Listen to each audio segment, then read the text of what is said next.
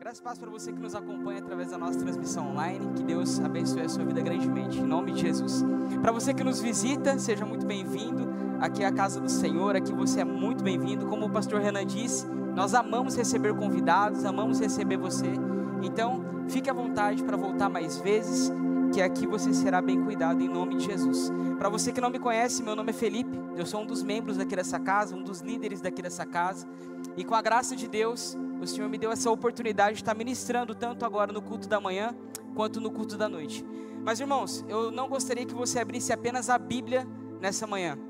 Eu gostaria que você abrisse o seu entendimento e abrisse também o seu coração para aquilo que Deus quer falar nessa manhã. Amém? Justamente porque a palavra de hoje, se alguns pudessem intitular, poderíamos dizer que é uma palavra pastoral, por assim dizer.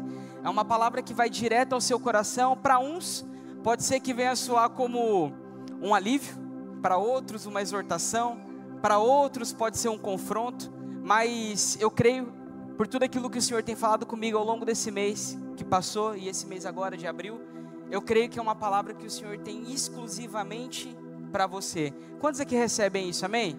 Então abra o seu coração para receber mesmo aquilo que o Senhor tem para falar com você.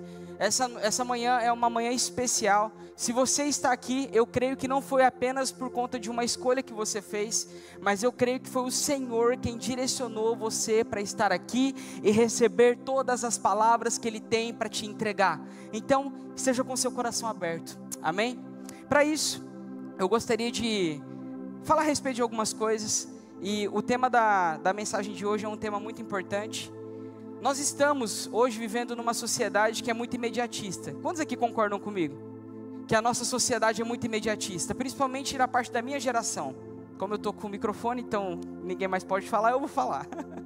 Como eu faço parte dessa geração, eu vejo que a nossa geração é uma geração muito ansiosa.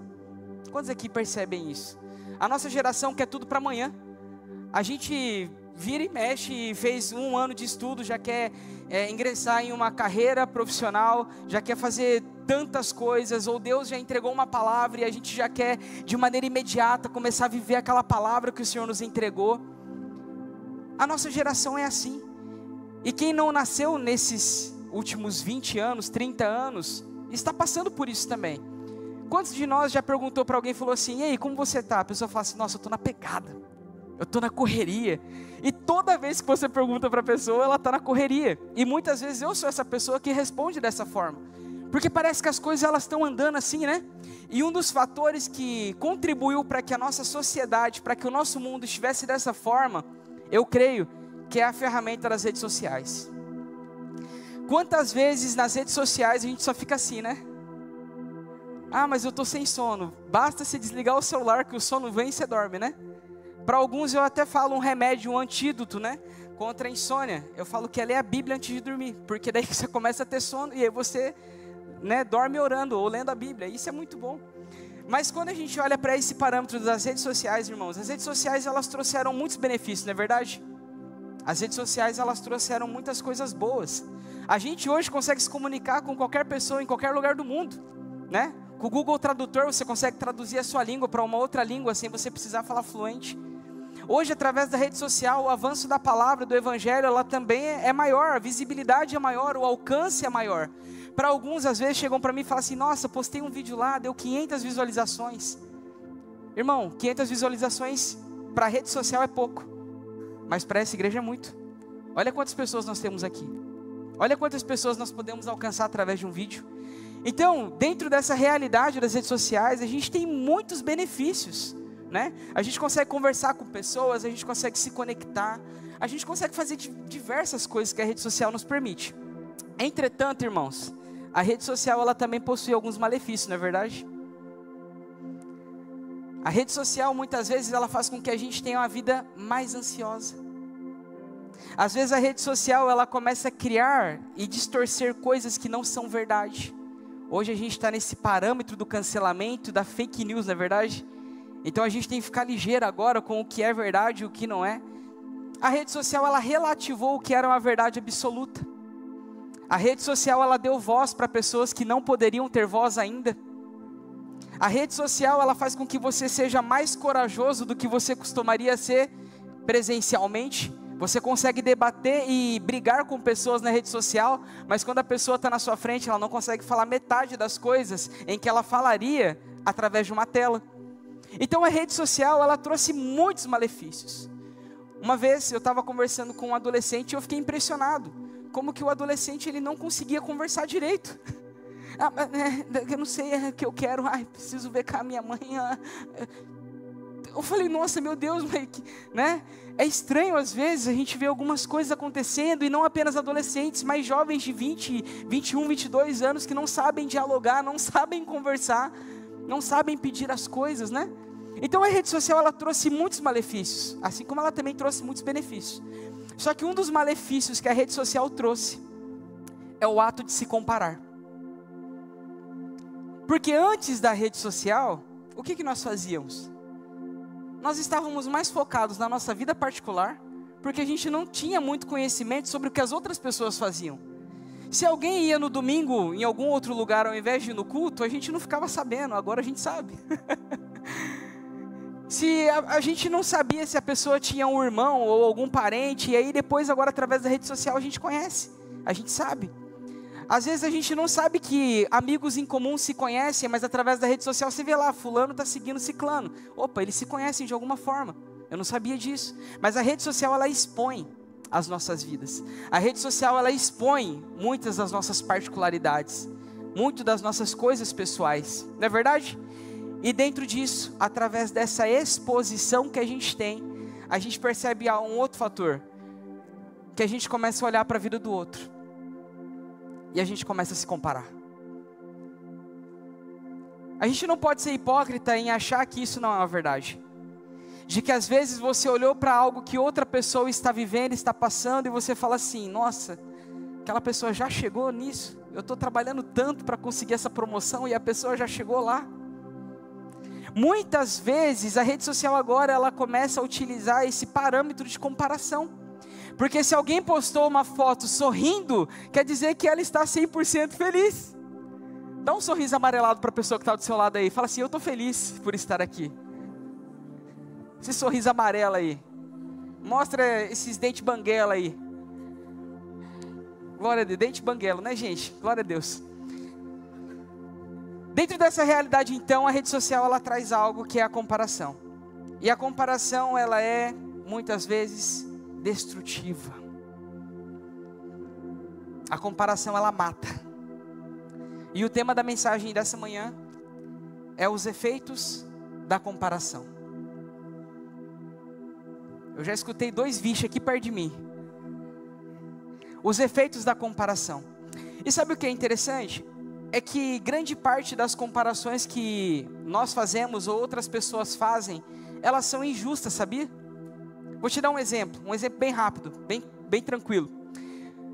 Uma vez, um discípulo de um grande homem de Deus chamado Tozer, A.W. Tozer, ele foi um grande escritor, ele foi um grande teólogo, um grande filósofo, ele foi assim, um estudioso das escrituras, e ele tinha obras também fictícias que ele escrevia, ele era assim, sensacional. E uma vez, um dos seus alunos, um dos seus discípulos, chegou para ele e falou assim, para você, professor, o que é mais importante? A palavra de Deus ou a oração? Aqui está fazendo uma comparação, são 2 objetos, certo? Quais são os objetos? A palavra de Deus e a oração. E dentro dessa realidade, olha o que Tozer ele responde. A palavra de Deus e a oração é como uma pomba. Qual asa é mais importante? A esquerda ou a direita?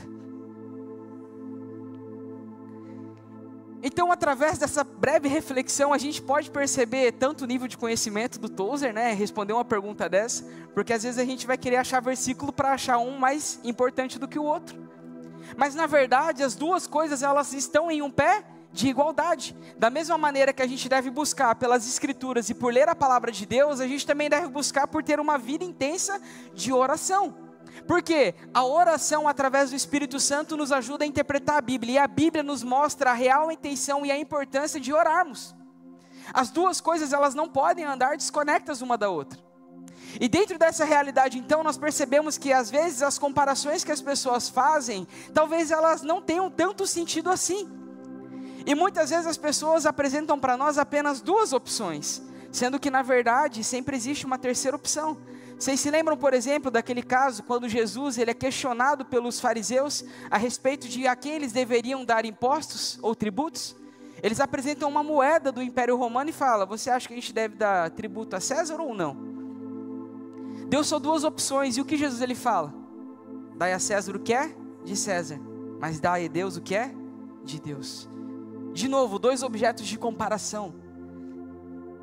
E o que Jesus está ensinando é que muitas vezes a gente não precisa se comparar ou comparar duas coisas.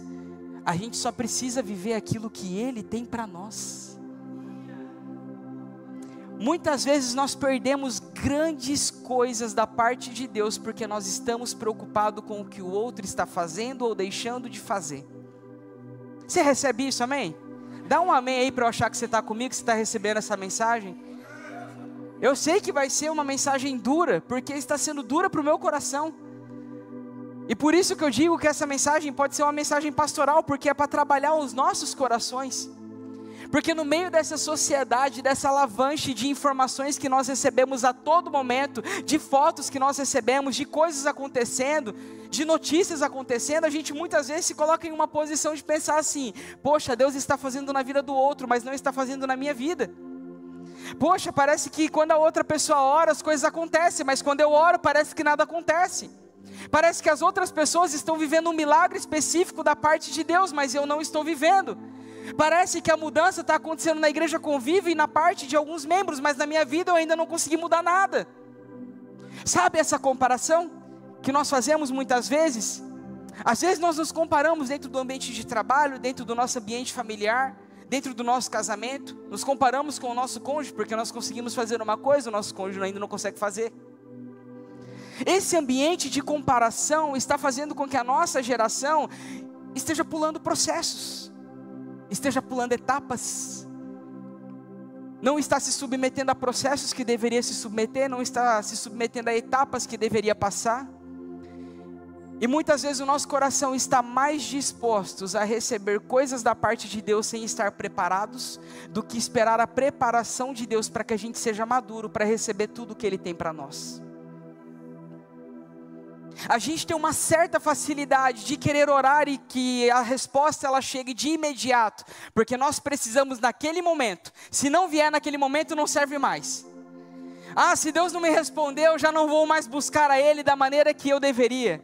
Ah, se Deus Ele não... Irmãos, o que Deus Ele entregou para nós já é suficiente. O que basta agora para nós é fazermos a sua vontade e não a nossa vontade. O ato de se comparar muitas vezes faz com que a nossa vontade surja e a vontade dele se esconda. Essa realidade é tão interessante que isso é lindo, né? Porque nós como seres humanos, nós temos o costume de mascarar algumas falhas com alguns adjetivos. Ah, não é que eu não confio em Deus, é que eu estou preocupado. Você está mascarando a sua falta de fé por uma preocupação terrena. Ah, mas eu tenho fé em Deus, mas eu também sou carne, né? Sabe uma das coisas que a gente mascara a comparação? É quando a gente fala assim: não estou comparando, é que eu me inspiro naquela pessoa. A Bíblia ela fala sobre inspiração, e eu gostaria de ler um texto. 1 Coríntios capítulo 11, versículo 1. 1 Coríntios capítulo 11, versículo 1.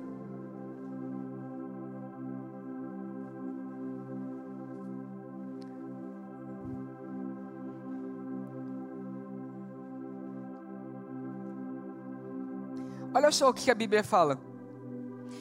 Tornem-se meus imitadores, como eu sou de Cristo. Mais uma vez, tornem-se meus imitadores, como eu sou de Cristo. Perceba que o ato de comparação que existe aqui nessa mensagem é Paulo se comparando a Jesus e não pedindo para que as pessoas se comparem a Ele.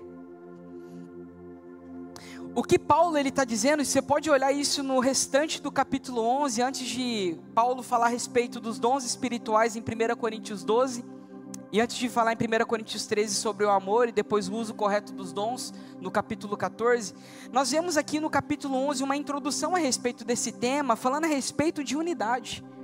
Porque os dons do Espírito falam sobre unidade, a unidade do corpo. Nós somos membros diferentes do mesmo corpo. Cada um tem uma função. Cada um tem um encargo, cada um tem uma vocação. E Paulo, quando ele fala, sede meus imitadores, aqui o ato de imitar não é um ato de comparar. O ato de imitar é ter a vida de Paulo como uma inspiração ativa para que as pessoas elas se pareçam cada vez mais com Jesus. Por quê? Porque Paulo se parece com Jesus. Agora a grande questão é que a comparação ela não traz essa motivação saudável. A comparação, quando nós olhamos para o que a outra pessoa tem ou ela faz, ela nos destrói ao invés de nos motivar a continuar caminhando na presença de Deus como nós deveríamos. Porque quando Paulo, sabendo quem ele era em Cristo, e ele diz isso com propriedade, e nós lemos as suas cartas, né? Nós sabemos quem Paulo era. Então Paulo ele se encontra em uma posição onde ele pode falar, vocês podem se inspirar em mim. Mas em nenhum momento Paulo ele diz que ele era perfeito em tudo aquilo que ele fazia. Justamente mais à frente ele disse, roguei ao Senhor 3 vezes para que tirasse de mim o espinho na carne. Ou seja, Paulo ele tinha falhas.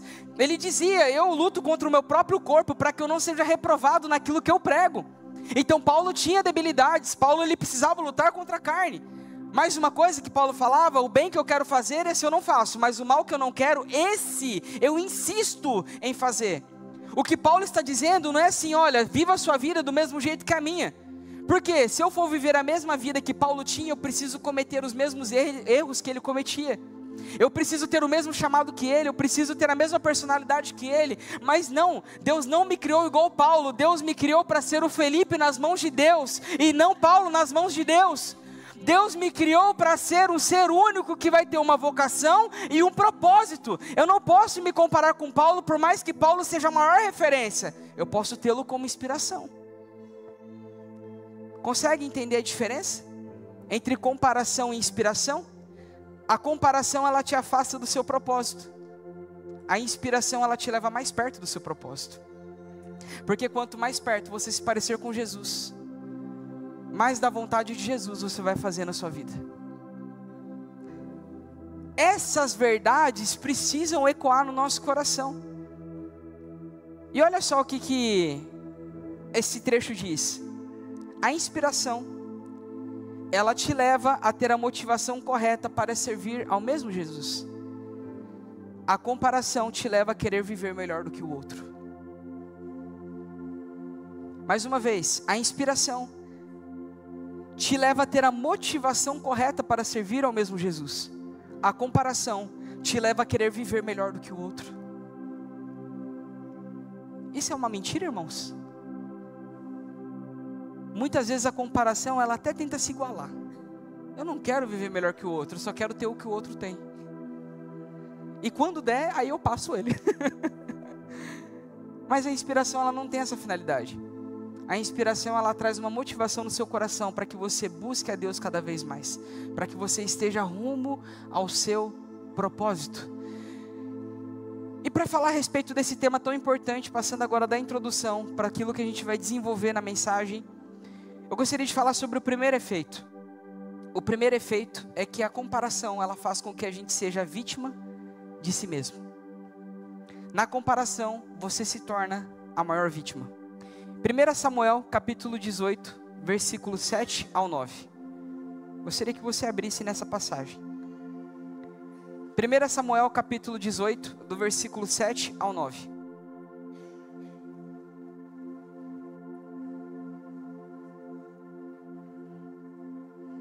Primeira Samuel 18, versículo 7 ao 9. Se você não trouxe a sua Bíblia, pode acompanhar através do telão também. Olha o que a Bíblia diz. Enquanto dançavam, as mulheres cantavam. Saul matou milhares, e Davi dezenas de milhares. Saul ficou muito irritado com esse refrão e, aborrecido, disse: atribuíram a Davi dezenas de milhares, mas a mim apenas milhares. O que mais lhe falta senão o reino? Daí em diante Saul olhava com inveja para Davi. Olha o que diz o versículo 9. Daí em diante Saul olhava com inveja para Davi. Vamos contextualizar essa passagem? Quando nós entramos em 1 Samuel, nós vemos a história de um grande profeta. Enquanto ainda menino, sob a direção de Eli, que era o sacerdote da sua época, do seu período, a gente vê Samuel sendo chamado pelo Senhor, e Samuel, ele confunde a voz de Deus com a voz do seu líder. A gente precisa tomar muito cuidado com isso, mas talvez isso fique para outro dia, né? A partir disso, ele ensina Samuel a viver de acordo com a vontade de Deus, ouvindo a sua voz da melhor maneira possível. E quando Samuel, ele escuta a voz de Deus pela terceira vez, ele fala para ele, da próxima vez que ele chamar, você vai fazer o quê? Você vai falar, eis-me aqui, Senhor. Isso acontece. A partir disso, a Bíblia diz que Samuel começa a servir a Deus, começa a receber profecias, e a Bíblia diz que o Senhor confirmava todas as profecias que ele falava. E Samuel, ele sai de último juiz, no período da Bíblia, para o primeiro profeta da nação de Israel. E dentro desse termo do primeiro profeta, em algum momento, depois de algum tempo que ele já está profetizando, já adulto em seus dias de vida, Samuel, ele recebe uma parte do povo de Israel pedindo um rei para Deus. Samuel, ele entende aquilo como uma afronta ao Senhor por alguns motivos, mas um desses motivos principais é porque Deus estava governando a nação. Então quando eu peço um rei, o que eu estou pedindo? Que alguém governe no lugar de Deus. Foi esse o entendimento que Samuel teve quando alguém pediu um rei para ele.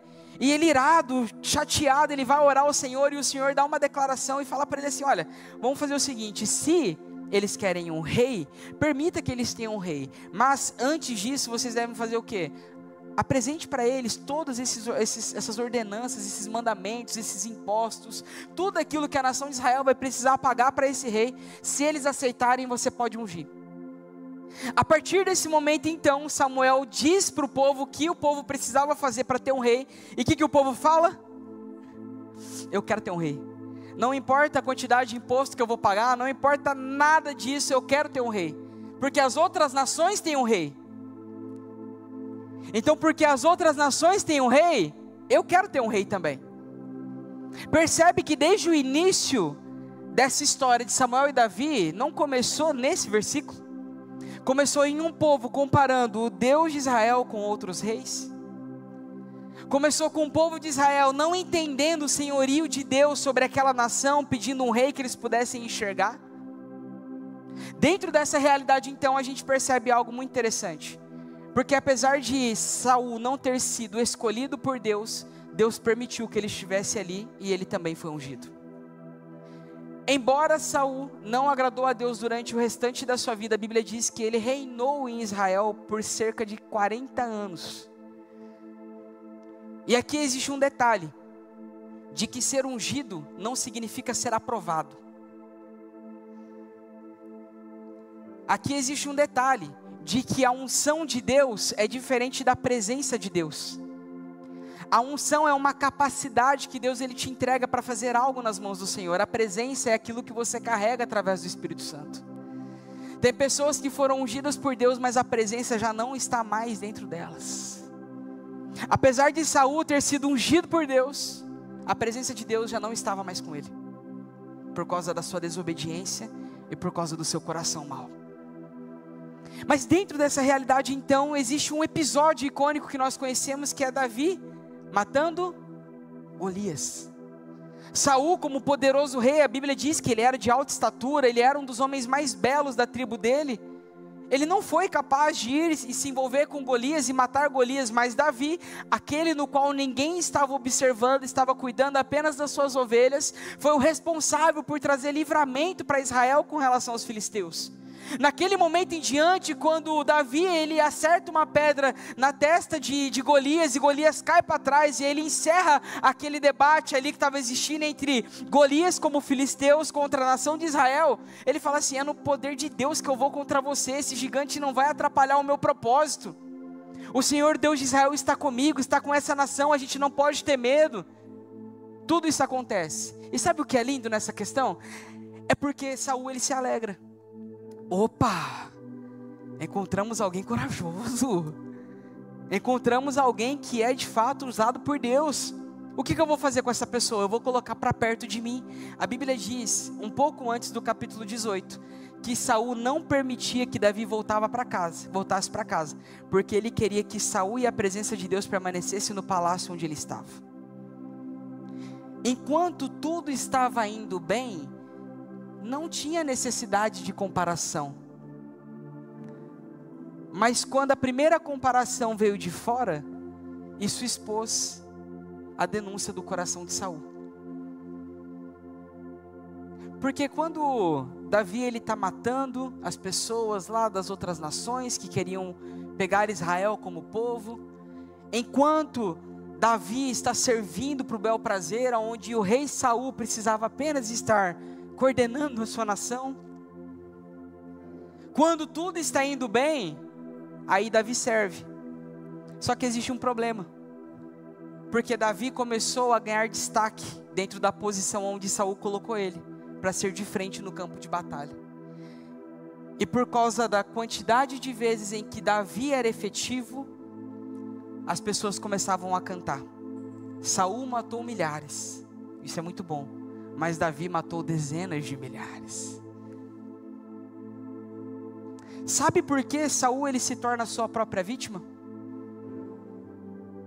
Porque agora Saul ele deixa a sua posição de rei para se tornar um perseguidor.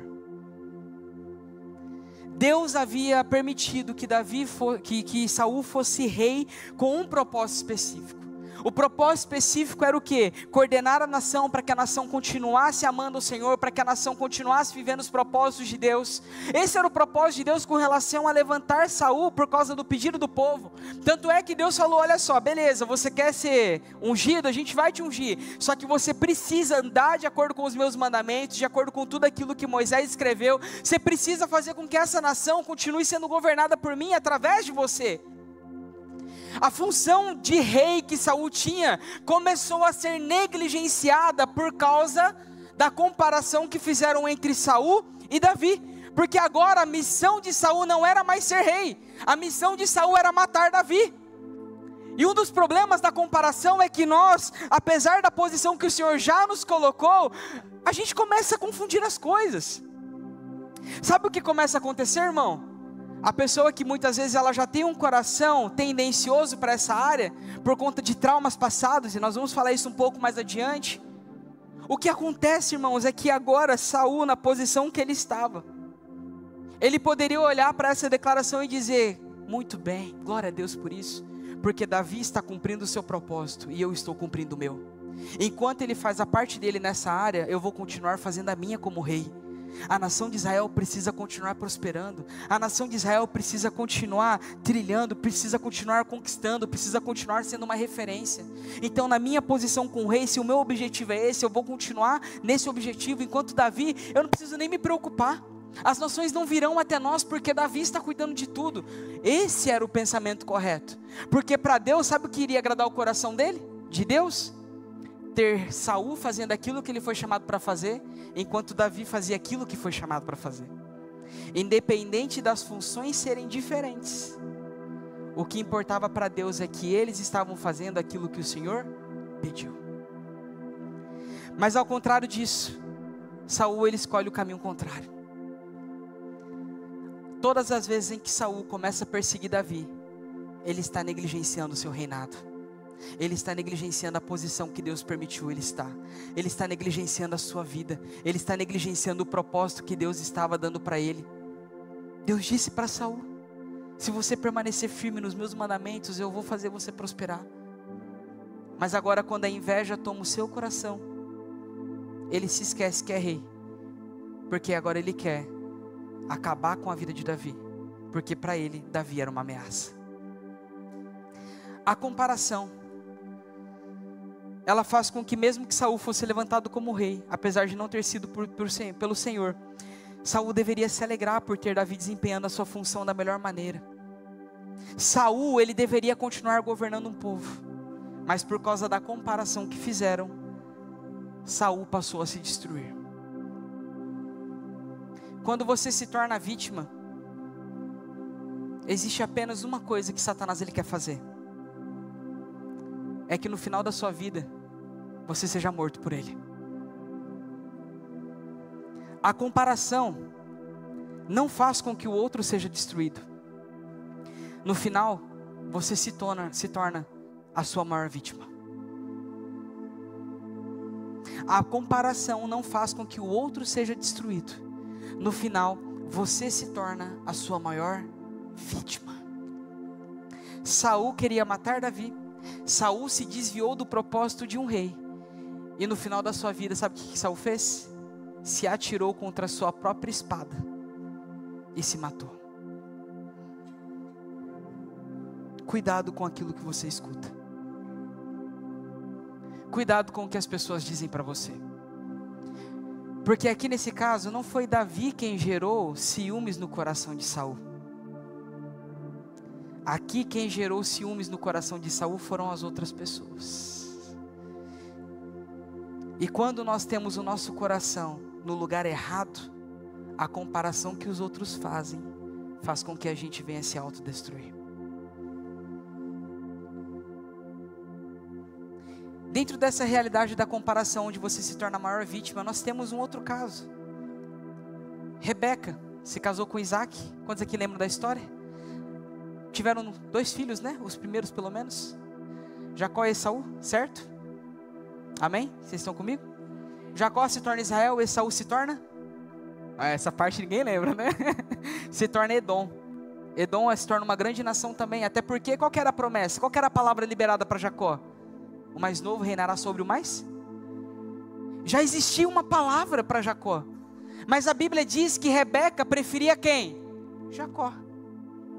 Isaac preferia quem? Esaú. A ponto de Rebeca armar toda uma estratégia para que o direito de primogenitura, que era de Saul, que era o filho mais velho, apesar de eles serem gêmeos, viesse para quem? Para Jacó.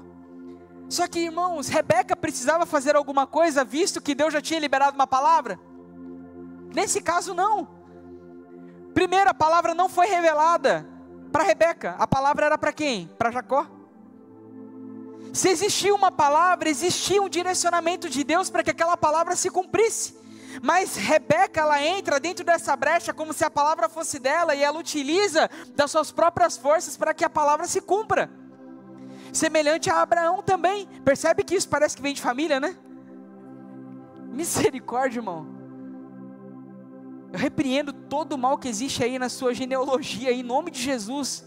Você não vai herdar os pecados dos seus pais, não, em nome de Jesus. É quebrado agora no reino do Espírito, quebrado por completo, em nome de Jesus. Se os seus pais adulteraram, você não vai adulterar. Se o casamento dos seus pais não deu certo, o seu casamento vai dar certo, em nome de Jesus. Rebeca, por causa de um ato de comparar um filho com outro, cria-se todo um clima, né? Cria-se toda uma situação. E a partir disso, os 2 irmãos se afastam, acontece tudo o que acontece, para depois eles se reconciliarem lá na frente. Só que o grande problema é que quando Jacó e Esaú morrem, o problema entre as nações permanece. Porque a todo momento Edom está querendo tomar Israel. E isso mostra que as nossas falhas, elas não servem só para a nossa geração. Mas as nossas falhas e pecados, se não forem consertados, pode atingir a nossa geração toda. Pode atingir os nossos filhos. Pode atingir as pessoas que você ama. Não compare um filho com o outro. Talvez aqui nessa manhã você foi o filho que foi comparado. Talvez você ouviu seus pais dizendo: nossa, o mais velho não faz essas mesmas coisas que você faz.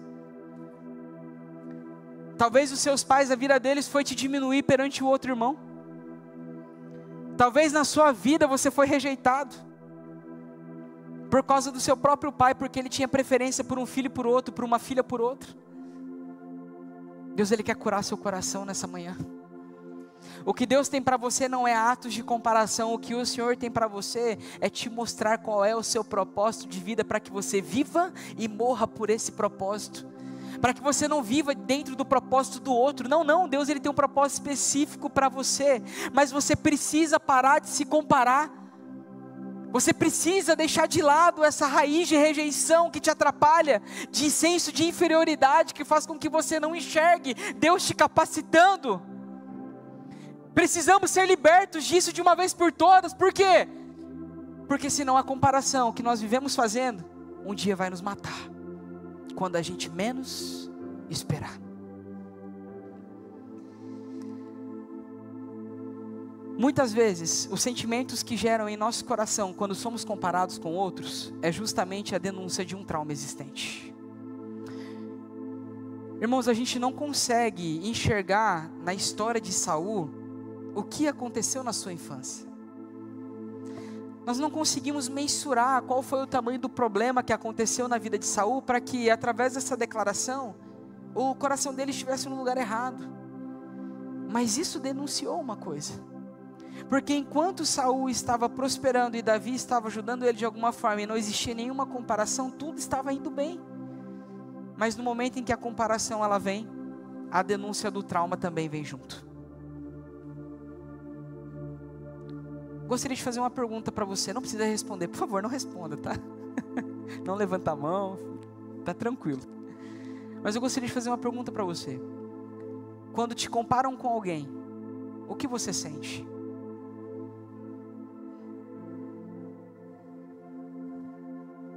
Pela reação dos rostos aí, o pessoal vai pensando, né? Mas quando você vê alguém sendo promovido no mesmo cargo que você, e você não, o que você sente no seu coração?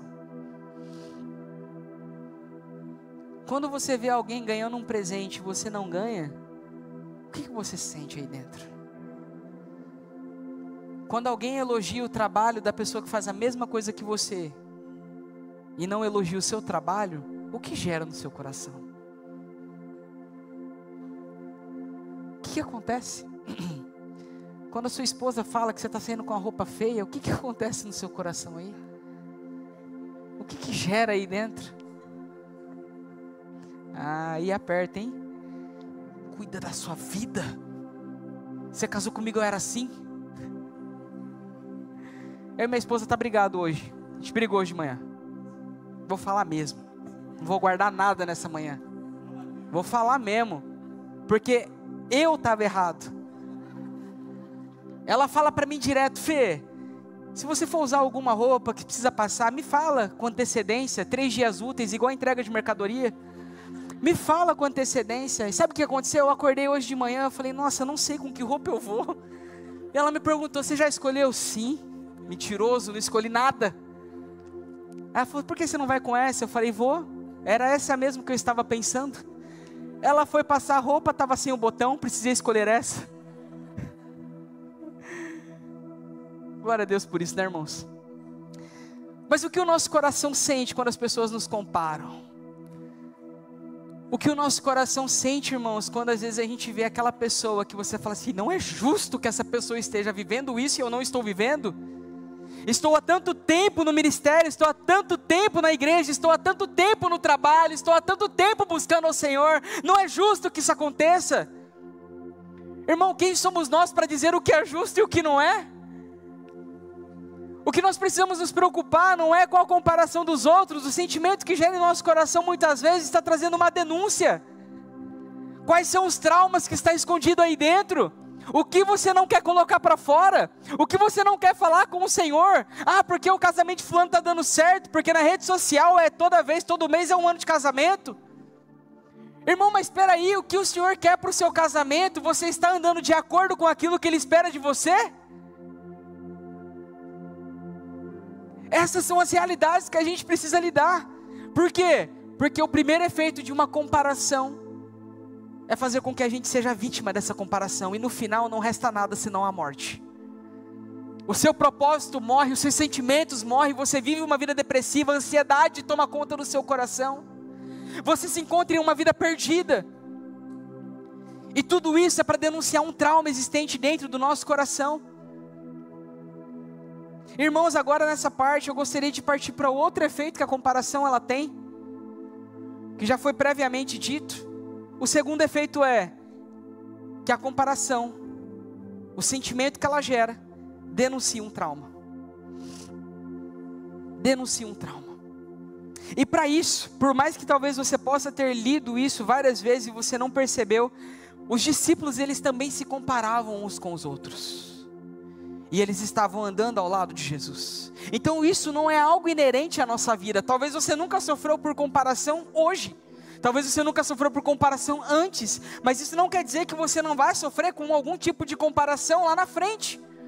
Então, se essa palavra não é a respeito para você daquilo que você passou antes ou está passando hoje, que isso seja uma preservação para o seu coração, para que você não passe por isso amanhã, amém?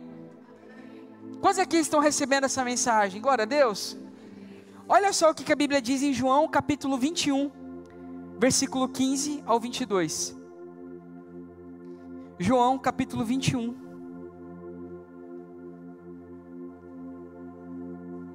Eu gostaria que você lesse essa passagem com muita atenção comigo.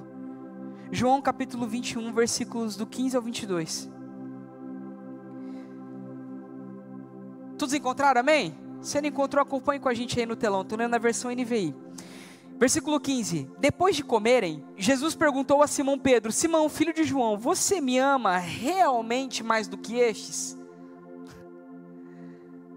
Espera aí. Está falando de comparação e Jesus está comparando João com alguém? Vamos continuar lendo. Disse ele: sim, Senhor, tu sabes que eu te amo. Qual que é a resposta de Pedro então? Comparando-se com outro? Sim, Senhor, tu sabes que eu te amo. Olha o que Jesus disse: cuida dos meus cordeiros. Novamente Jesus lhe disse: Simão, filho de João, você realmente me ama? Ele respondeu: sim, Senhor, tu sabes que te amo. Disse Jesus: pastoreia as minhas ovelhas. Pela terceira vez ele disse: Simão, filho de João, você me ama? Pedro ficou magoado por Jesus ter lhe perguntado pela terceira vez: você me ama? E então lhe disse: Senhor, tu sabes todas as coisas e sabes que eu te amo. Disse-lhe Jesus: cuide das minhas ovelhas. Olha o versículo 18, com atenção, irmãos. Digo-lhe a verdade, quando você era mais jovem, vestia-se e ia para onde queria.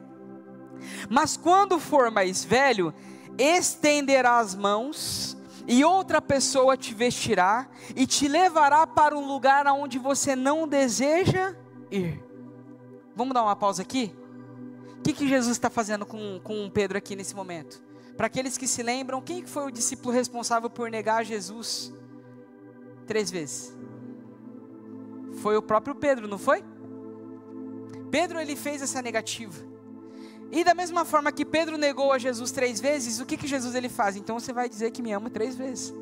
Eu preciso trabalhar isso que está criado no seu coração. Tanto é que antes do capítulo 21, nós vemos a palavra de Deus dizendo: vá, chame os outros e a Pedro, e diz que eu vou encontrá-los.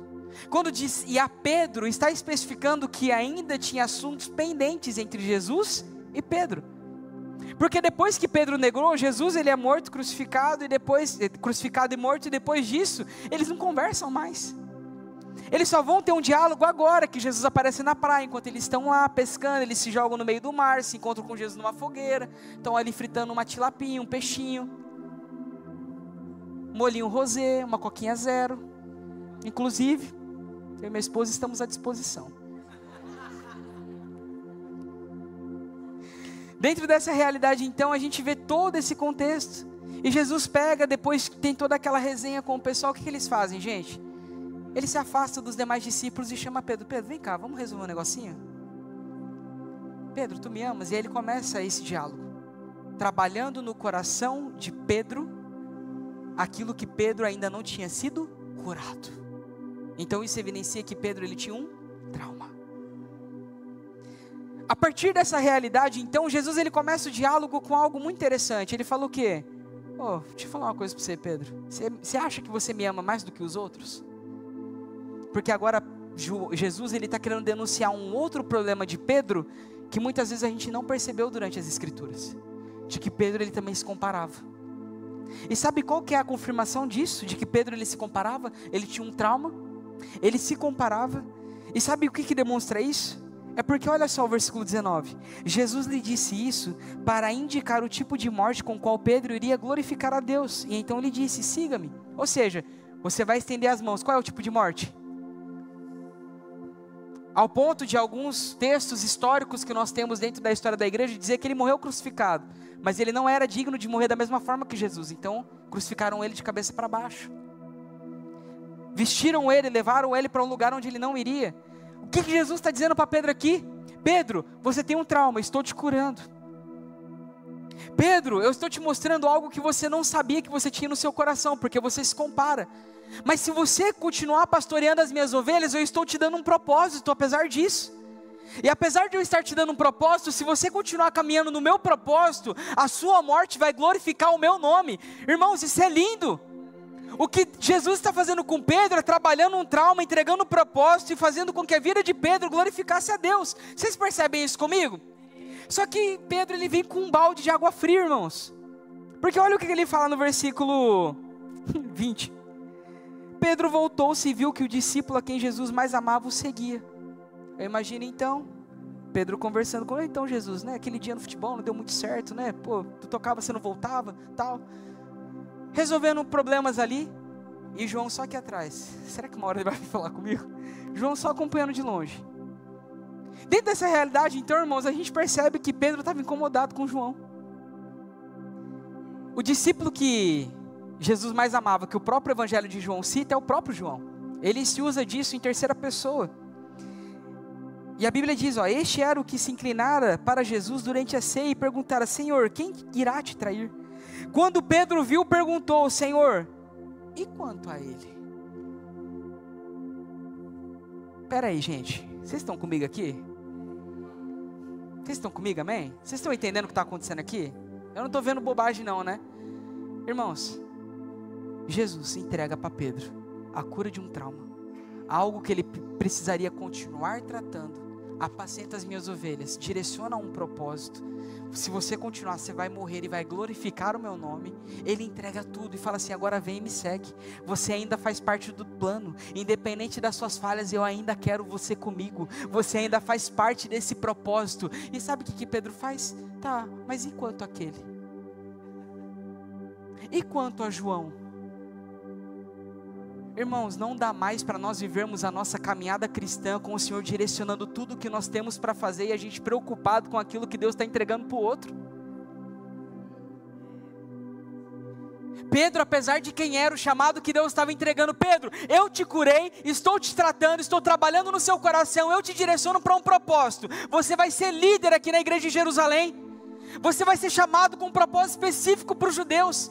Você vai fazer com que essa terra seja invadida pelo poder do meu evangelho. Você vai curar pessoas com a sombra. Você vai curar aleijados. Você vai morrer em prol da glorificação do meu nome. E você está preocupado com o que eu vou fazer com João? O que eu tenho para você, Pedro, no caso, não sei se você entendeu, mas eu e você somos Pedro na história, tá bom? O que eu tenho para fazer na sua vida não é apenas liberar palavras, mas é fazer com que ela se cumpra. Basta que você continue sendo direcionado pelo poder do evangelho. Não se esqueça de quem eu sou, do que eu fiz. Mas e quanto a João? Olha a resposta de Jesus. Versículo 22. Respondeu-lhe Jesus: se eu quiser que ele permaneça vivo até que eu volte, o que te importa? Siga-me você. Quantos aqui recebem essa palavra, amém? Deus te curou. Existem coisas que você ainda precisa ser curado durante o processo. Ele está te curando gradativamente. Ele te entregou um propósito. Ele te capacitou para o chamado. Se você continuar, a sua morte vai glorificar o nome do Senhor. Não tem mais motivos para você ficar se comparando com o ministério do outro, com o trabalho do outro. Sabe por quê? Porque muitas vezes estamos concentrando as nossas forças no que o outro está fazendo, ao invés de concentrar as nossas forças naquilo que o Senhor está pedindo para fazer. Então, aqui denunciou algo que estava no coração de Pedro, irmãos. Pedro e João tinham um embate, e a gente não imaginava. Mas ainda tem outra passagem que eu gostaria de ler com vocês. Olha só essa frase. Se você não ser liberto da comparação com o outro, como é que você vai viver aquilo que Deus reservou especialmente para você? Se você não ser liberto da comparação com o outro, como é que você vai viver aquilo que Deus reservou especialmente para você? Há uma pergunta para vocês pensar e refletir. Terceiro efeito, para a gente passar para a conclusão: distorção da realidade. Esses questionamentos que Jesus ele faz para Pedro, distorce a realidade de Pedro. E a comparação ela faz isso. Sabe por quê que a comparação ela faz isso? Porque ela faz com que você esteja preocupado na realidade do outro e não na realidade do que Deus tem para você. E para a gente fazer essa distorção da realidade, eu gostaria que vocês abrissem lá em Lucas capítulo 8, versículo 40 ao 43. Lucas capítulo 8, versículo 40 ao 43. A Bíblia diz o seguinte: quando Jesus voltou, uma multidão o recebeu, pois todos o esperavam. Então um homem chamado Jairo, dirigente da sinagoga, veio e prostrou-se aos pés de Jesus, implorando-lhe que fosse à sua casa, porque sua única filha, de cerca de 12 anos, estava à morte. Estando Jesus a caminho da casa de Jairo, a multidão o comprimia. Versículo 43. E estava ali certa mulher que havia 12 anos que vinha sofrendo de uma hemorragia, e gastara tudo o que tinha com os médicos, mas ninguém pudera curá-la. Ela chegou por trás dele, tocou na sua borda do seu manto, e imediatamente cessou a sua hemorragia. Apenas até aqui, até o 44. Irmão, vocês se lembram dessa passagem? Não preciso. Mulher do fluxo de sangue, há 12 anos, estava com uma enfermidade terrível, o que fazia com que ela se tornasse a pessoa impura do rolê, né? A pessoa impura do ambiente, porque dentro da lei de Moisés, uma pessoa que tem um fluxo de sangue, né? O processo de menstruação que não parava, ela não poderia ficar em sociedade. A Bíblia diz um pouco mais adiante que essa mulher tinha gastado tudo que ela tinha, tudo que ela podia para poder ser curada, e ela não conseguia ser curada. Isso já fazia quanto tempo? 12 anos. Em contrapartida, antes dessa mulher chegar, nós vemos Jairo, um dirigente da sinagoga, com alto escalão, uma grande posição. Ele chega para Jesus e fala assim: ó, Jesus, a minha filha, minha única filha, a única filha que eu tenho, ela está prestes a morrer, ela está também com uma enfermidade, ela precisa ser curada e você pode curá-la. Aqui nós vemos duas histórias, né? Aqui nós vemos dois parâmetros. E dentro dessa realidade, desses parâmetros, olha que interessante. A mulher do fluxo de sangue tem seu nome citado? Mas o Jairo tem, certo? Então Jairo era conhecido dos discípulos e de Jesus de alguma maneira. Jairo não era qualquer pessoa. O texto fala sobre a posição da mulher do fluxo de sangue, mas fala qual que era a posição de Jairo. A pessoa aqui nesse caso, que é Jairo, ele é conhecido pelas demais pessoas. Em contrapartida, a mulher do fluxo de sangue não é conhecida por ninguém. Vamos fazer um ato de comparação então? Nesse ato de comparação, de um lado nós temos uma pessoa que é desconhecida, que ninguém sabe, uma pessoa impura que não poderia estar ali. Em contrapartida, do outro lado nós vemos Jairo, um dirigente da sinagoga, alguém muito conhecido, alguém que estava perto dos saduceus, dos fariseus a todo momento, alguém que era um dirigente da sinagoga, alguém de alta posição, com alto cacife, com dinheiro no bolso, com tantas coisas para poder fazer. Dentro de um parâmetro, quem chegou primeiro para Jesus? Foi Jairo. Mas quem foi curado primeiro? Espera aí, irmãos, não é possível, isso é muito injusto. Como que Jairo chega primeiro e não é curado, e a mulher do fluxo de sangue chega depois e ela é curada? Percebe que existe um contraste entre essas duas pessoas? Entre essas duas pessoas que estão envolvidas na história? E sabe o que é interessante? E um ponto que muitas vezes a gente não percebe, é que mesmo apesar dessas diferenças, existia uma coisa também que fazia com que as duas coisas fossem completamente diferentes. Há 12 anos atrás para Jairo, a alegria entrou na sua casa, porque havia nascido uma filha, a única filha. Em contrapartida, na outra família, há 12 anos atrás, estavam descobrindo que a sua filha tinha uma doença incurável. Há 12 anos atrás, enquanto uma casa estava desfrutando de alegrias, outra casa estava desfrutando de tristezas. Só que apesar das comparações que a gente pode fazer, sabe o que mais importa nessa história? É que depois de 12 anos, tanto Jairo e sua filha, quanto a mulher do fluxo de sangue, precisam do mesmo Jesus. Vocês estão entendendo comigo aqui? de que vale eu comparar a história de Jairo com a história da mulher do fluxo de sangue, sendo que no final dela, ambos seriam curados? Ambos encontrariam o mesmo Jesus? Ambos teriam uma revelação do seu propósito? Ambos provariam do poder de Deus? A comparação, ela não é válida. Só que muitas vezes, por um lado, você é a pessoa que hoje está tendo alegria na sua casa, e a pessoa do seu lado está tendo tristeza na sua casa. E muitas vezes você pode se comparar: nossa, mas meu Deus, eu estou passando por isso. Enquanto o outro: nossa, glória a Deus que o Senhor está bradando aqui em casa. E o outro perguntando: Senhor, será que você existe? Será que você se preocupa? Será que você está vendo a minha luta? Enquanto o outro pode estar dizendo: nossa, minha única filha, eu orei tanto a Deus para ter isso e o Senhor me deu. Orei tanto por esse trabalho e o Senhor me deu, estou me alegrando. E o outro na sua casa falando: nossa, Senhor, trabalhei lá durante tanto tempo e hoje estou desempregado. Deixa eu te dizer uma coisa para você aqui agora. Recebe isso com carinho. Amém? Recebe isso. Amém? Você recebe? O que importa na nossa casa não é a alegria ou a tristeza que está nos dias de hoje. O que importa é a presença de Deus na vida dessas duas pessoas. O Deus que curou a filha de Jairo também curou a mulher do fluxo de sangue. A posição não foi levada em consideração, o problema não foi levado em consideração, o conhecimento de ambas as partes não foi levado em consideração. Por quê? Porque o que mais importa para o Senhor é: estamos buscando a Ele da maneira correta ou não? Enquanto você se compara, Jesus está disponível. Enquanto você se compara, Jesus está querendo curar.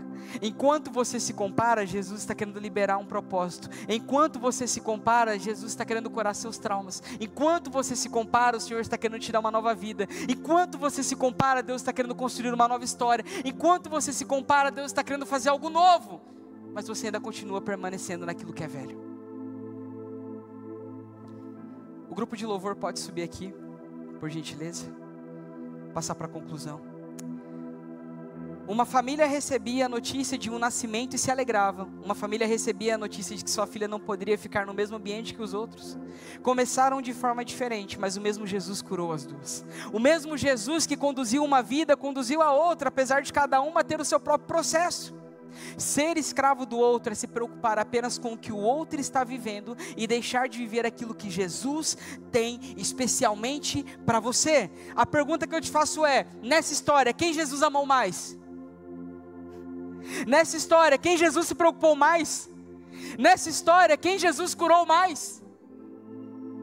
A questão é que os questionamentos geram um parâmetro de comparação, mas Jesus não tem para nós comparações, Jesus tem para nós propósitos específicos, porque Jesus precisa trabalhar no seu coração de forma específica.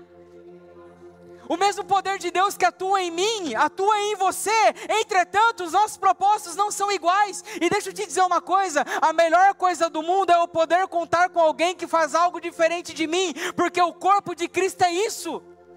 Se todo mundo fizesse a mesma coisa, Cristo não seria o cabeça. Nós seríamos a cabeça desse corpo. Nós não seríamos dependentes dos processos de Deus. Mas a Bíblia, ela ressalta, lá em João capítulo 20, do versículo 1 a 8, não precisa abrir, para a gente ganhar tempo. Jesus, ele é morto, ele é crucificado, ele fala durante o tempo todo: ó, no terceiro dia eu vou ressuscitar. Você como discípulo, às vezes você pode falar assim: nossa, ele falou que vai ressuscitar no terceiro dia, então eu vou ficar dormindo lá no sepulcro. Mas a grande questão é que nenhum dos discípulos dormiram no sepulcro. As mulheres, quando foram até o sepulcro, viram ele aberto, ficaram surpresas, a ponto de um anjo falar: para quem vocês estão procurando, senão aquele que vive? Lembrai-vos das palavras que ele entregou para vocês, enquanto vocês estavam na Galileia. Importa para Deus que o Filho do Homem seja entregue na mão de homens pecadores, mas no terceiro dia seja ressuscitado. Ele vive. Você está procurando alguém que está morto ainda? Ele já está vivo. Essas mulheres, enchendo o coração de alegria, voltam para casa onde os discípulos estavam e falam: o Senhor ressuscitou. A Bíblia diz então, você pode consultar depois no texto, a Bíblia diz que então Pedro e o discípulo no qual Jesus mais amava foram até o sepulcro. Quem era o discípulo que Jesus mais amava? João. Ó, de novo, Pedro e João, olha só. Pedro e João. A Bíblia diz que o discípulo que Jesus mais amava, que era João, corre mais rápido do que Pedro. Opa! Antes a gente viu Pedro se comparando com João, agora a gente vê João querendo chegar primeiro que Pedro. A Bíblia diz que os dois saem juntos, olha a corridinha.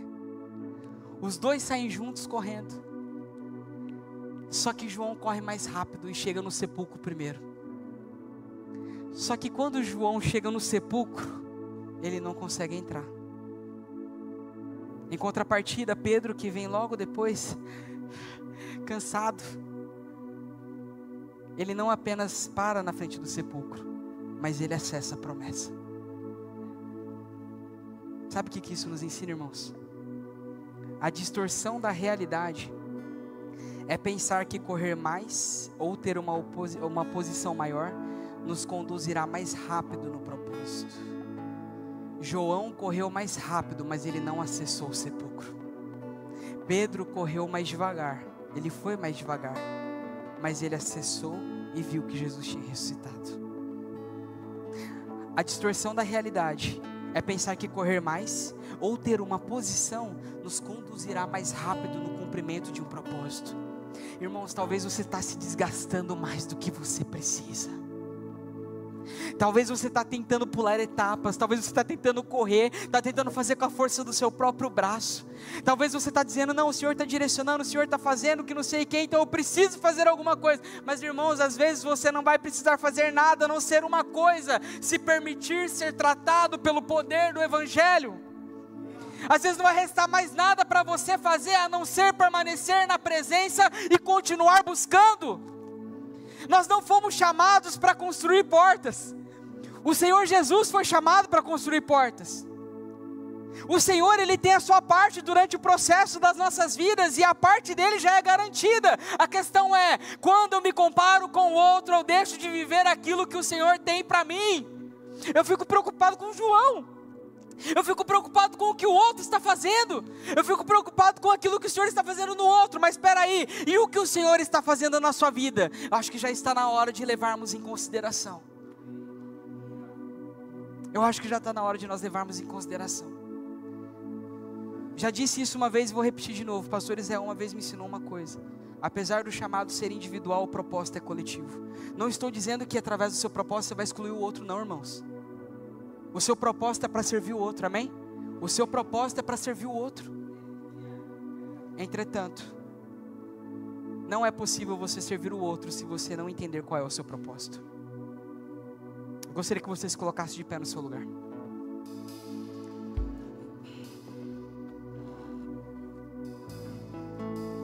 Gostaria que você fechasse seus olhos aí onde você está.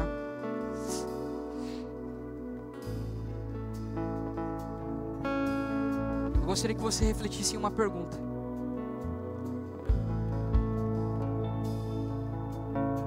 O que aconteceria se eu concentrasse as minhas forças para me parecer com Ele e não para se parecer com o outro? Se existe alguém que a gente deve se comparar nessa vida, não é a pessoa que está do seu lado. Não é o João ou o Pedro que está do seu lado. Se tem uma pessoa que a gente deve se comparar, é o quanto de Cristo eu tenho e o quanto de Cristo eu pareço. Faça essa pergunta para o Senhor agora nesse momento. O quanto de Cristo eu tenho e o quanto de Cristo eu pareço. O quanto de Cristo eu tenho e o quanto de Cristo eu pareço.